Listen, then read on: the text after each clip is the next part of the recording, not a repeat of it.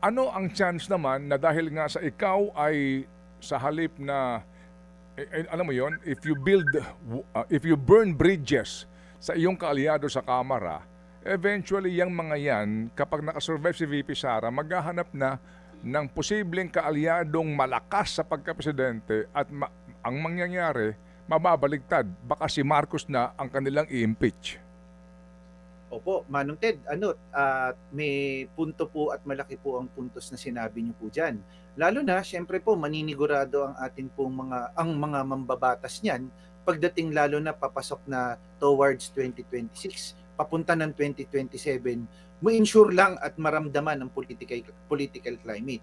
Dalawang bagay, Manong Ted, ito ay nakadepende sa kung saan magagawa ba ng Pangulong ma-revive pa ang kanyang trust rating at ma-improve pa yung kanyang numero.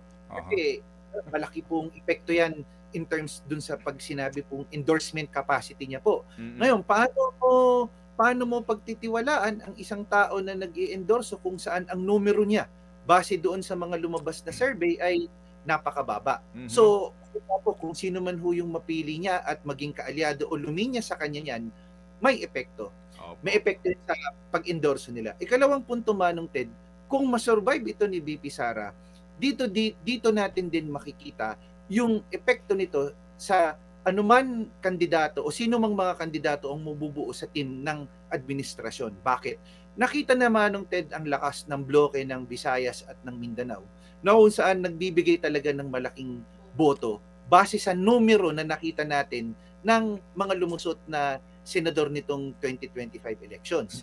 Example po, Ted, yung numero ni Camille Villar at saka ni Amy Marcos na kung saan last minute na inendorse ni VP Sara, naging steady at hindi natibag yung 12th place ni Senator Amy Marcos na kung saan magtitignan natin ng political mapping dito, nagbigay at nag-deliver sa dalawang kandidatong ito ang bloke ng Mindanao.